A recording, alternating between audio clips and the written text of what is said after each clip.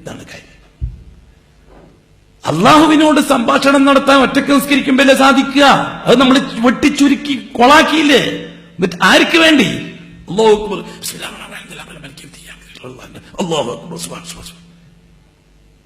ഒരു സുന്നത്ത് നിസ്കാരം 2 റക്അത്ത് ഒരു 10-15 മിനിറ്റ് എടുത്തിട്ട് നിസ്കരിക്കാൻ നമുക്ക് കഴിയില്ലെങ്കിൽ നമുക്ക് എന്താണ് അള്ളാഹുവായിട്ട് ബന്ധം?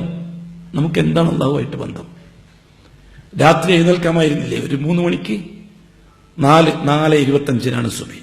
ഒരു 3:25 ചുരുങ്ങിയത് എഴുന്നേറ്റാൽ ഉളു ഉണ്ടാക്കി കുളിച്ച് റാഹത്തായി തുണികുപ്പായൊക്കെ ഇട്ട് ഷൂട്ടും കോട്ടൊക്കെ ഇട്ട്, അപ്പം ഭാര്യ ചോദിക്കും, ഈ പായിരൊക്കെ എങ്ങോട്ടാ സൂട്ടും കോട്ടൊക്കെ ഇട്ടിട്ട്?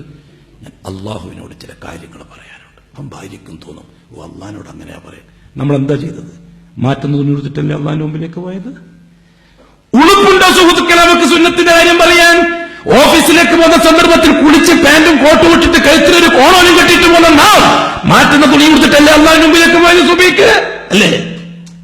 ഉറങ്ങുമ്പോൾ കിടക്കുന്ന ടീഷർട്ടും മാറ്റുന്ന കൊടുത്തിട്ടല്ലേ മുള്ളിലേക്ക് പോയത്? നമുക്ക് എന്ത് യോഗ്യതയാണ് ദീൻ ഇസ്ലാമിനെ പറ്റി പറയാൻ? ഇസ്ലാമിനെ പറ്റി ഇച്ചിരിയെങ്കിലും അറിയുന്ന നമ്മൾ അങ്ങനെയാണെങ്കിൽ, ഞാൻ നേരത്തെ പറഞ്ഞ മൂക്കില്ലാത്തവന്റെ കഥ എന്താണ്? എന്നിട്ട് നമ്മള് മൂക്കില്ലാത്തവന്റെ കുറ്റം പറയാം. മൈക്ക് കിട്ടിയിട്ട് മുഖാമുഖം മൂക്കില്ലാത്തവന്റെ കുറ്റം പറയാനേ? ആരെ മൂക്കാൻ? ഇല്ല, ഈ ഉമ്മത്ത് രക്ഷപ്പെടുകയില്ല. ഇല്ല ബിമാ സലുഹ ബിഹി അവ്വലുഹ ലൻ യസ്ലുഹ ആഖിറു ഹാദിഹിൽ ഉമ്മ. ഈ ഉമ്മത്തിന്റെ അവസാനത്തുള്ളവർ രക്ഷപ്പെടുകയില്ല. പൂർവികന്മാര്, 1ാം തലമുറക്കാര് രക്ഷപ്പെട്ടത് എന്തുകൊണ്ടാണോ അതുകൊണ്ടല്ലാതെ പുതിയ ഒരു പരിപാടി കൊണ്ട് രക്ഷപ്പെടാൻ പോകുന്നില്ല ഈ സമുദായം. പൂർണ്ണമായിട്ടും മടങ്ങില്ല അങ്ങോട്ട്, പൂർണ്ണമായി. അതുകൊണ്ട് തന്നെ രാത്രി 3 മണിക്ക് എഴുന്നേറ്റ്, അല്ലെങ്കിൽ 3:30 മണിക്ക് എഴുന്നേറ്റ് കുളിച്ച് ഡ്രസ്സ് മാറ്റ്, പുതിയ ഇസ്തിരിയിട്ട ഡ്രസ്സ് എടുക്കി. എന്ത് രസമാണ്! എങ്ങോട്ടാ? ഭാര്യ ചോദിക്കും, ഈ പായിരാക്കി എങ്ങോട്ടാ വിനാന്തം പോകും? ഞാൻ എങ്ങോട്ടും അല്ല, എന്റെ അള്ളാഹുവിനോട് എനിക്ക് ചില കാര്യങ്ങൾ പറയാം. ഞാൻ അതിനെ കൂട്ടും ചോട്ടും. അള്ളാഹുവിന്റെ മുമ്പിൽ അല്ലെങ്കിൽ പിന്നെ ആരെ മുമ്പിലാണ് ഞാൻ അണിഞ്ഞൊരുങ്ങേണ്ടത്? ചോദിക്കും ഭാര്യയോട്. എന്റെ അള്ളാഹുവിന്റെ മുമ്പിൽ അല്ലെങ്കിൽ പിന്നെ ആരുടെ മുമ്പിലാണ് ഞാൻ അണിഞ്ഞൊരുങ്ങേണ്ടത്? ഈ നശിച്ച ദുനിയാവിന്റെ മുമ്പിലോ, ഈ നാശം പേറുന്ന ദുനിയാവിന്റെ ആൾക്കാരുടെ മുമ്പിലോ? ഞാൻ അണിഞ്ഞൊരുങ്ങേണ്ടത് എന്റെ അള്ളാഹ്ക്ക് വേണ്ടി. അതുകൊണ്ട് നീയും അണിഞ്ഞൊരുങ്ങി നല്ല ഡ്രസ് എടുത്തെടുക്ക, നല്ല മക്കനെടുത്തിടേ. നമുക്ക് അള്ളാഹുവിനോട് സംസാരിക്കാം. അല്ലാഹു അക്ബർ.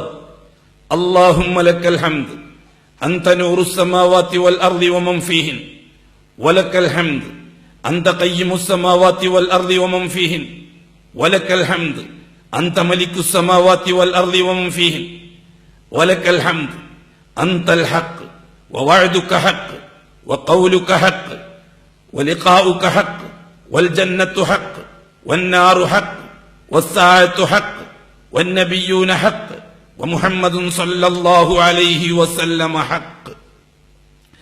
اللهم لك أسلمت وعليك توكلت وبك آمنت وإليك أنبت وبك خاصمت وإليك حكمت. أنت ربنا وإليك المصير فاغفر لي ما قدمت وما أخرت وما أسررت وما أعلنت وما أنت أعلم به مني. أنت المقدم وأنت المؤخر. أنت إلهي لا إله إلا أنت ولا حول ولا قوة إلا بك. എന്തൊരു നല്ല സംഭാഷണം അല്ലേ? ഒരു നൂറ്റാണ്ട് കാലമായില്ലേ നവോത്ഥാനം കൊണ്ട് നടക്കുന്ന നമ്മൾ? ഒരു ദുആയെങ്കിലും പഠിക്കാമായിരുന്നില്ല? ഒരു 100 കൊല്ലം കൊണ്ട് ഒരു ദുആയെങ്കിലും അല്ലാഹുവിനോട് സംസാരിക്കാം. നാം പണ്ടേ മനപ്പാഠം പഠിച്ച, മദ്രസയിൽ നിന്ന് മനപ്പാഠം പഠിച്ച ആഫ് വജ്ജത്തും കൊണ്ട് നടക്കുകയല്ലേ ഇപ്പോഴും? അല്ലേ? ഒന്ന് മെനക്കെടാമായിരുന്നില്ലേ? എന്റെ അള്ളാഹിനോട് സംസാരിക്കാൻ പറ്റിയ വാക്കുകൾ, എന്റെ ഹബീബിന്റെ നാവിൽ നിന്ന് വന്ന വാക്കുകൾ ഞാൻ പഠിക്കണം. എന്നിട്ട് രാത്രി എന്നിട്ട് എനിക്ക് അള്ളാഹിനോട് ചില കാര്യങ്ങളൊക്കെ പറയാൻ. കുളിച്ച് അണിഞ്ഞൊരുങ്ങി കുപ്പായിലെടുത്തിട്ട് തുണി റെഡിയായി മടിയിൽ വാർന്ന് അത്രയൊക്കെ പൂശി മുസല്ലി. അല്ലാഹു അക്ബർ. ഇതാണ് മുഅ്മിൻ. അവനിക്കേ മുവഹിദാകാൻ പറ്റൂ സഹോദരന്മാരെ. അല്ലാത്തവർക്ക് ആർക്കാണ് മുവഹിദാകാൻ പറ്റുക? അല്ലാത്തവർക്ക് മുവഹിദ് എന്ന് പറയുന്നത് ഒരുതരം അപമാനമല്ലേ? ദൈനംദിന ജീവിതത്തിൽ അള്ളാഹുവിനെ മുന്നിൽ കണ്ട് അവനെ പ്രശ്നത്തിൽ ഇടപെടിപ്പിക്കാൻ സാധിക്കാത്തവർക്ക് എന്ത് തൗഹീദാണ്? എന്താണ് ഇഹ്സാൻ? ഇഹ്സാൻ അൻ തഅബുദല്ലാഹ കഅന്നക തറാഹ് ഇല്ലം തകുൻ തറാഹ് ഫഇന്നഹു യറാക്.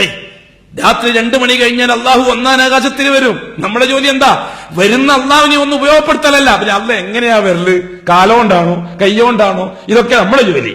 നമ്മൾ സ്റ്റേജ് കെട്ടിയിട്ട് ആൾക്കാരെയും കൂട്ടിയിട്ട് നമ്മളെ പരിപാടി അങ്ങനെയാണ്.